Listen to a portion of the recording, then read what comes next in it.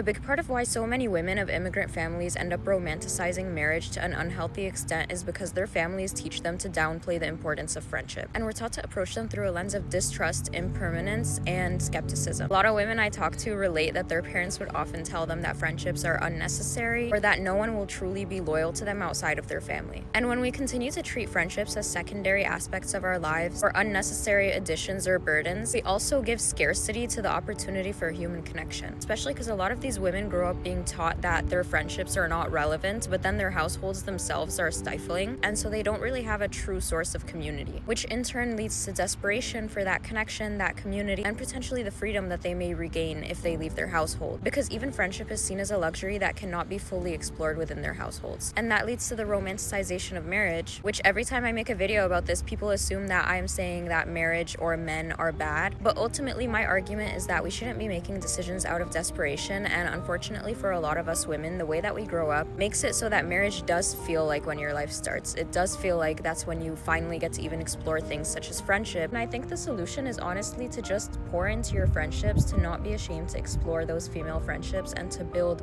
long-lasting relationships with people in your life outside of romance and family. So that when the right person does come, you're not approaching it through a lens of scarcity or desperation, and you can weigh the person across from you fairly rather than putting them on a pedestal. I don't like making a lot of content on my page about this, but unfortunately it does do well, and a lot of women need a big sister who will say this stuff and they say that it helps them.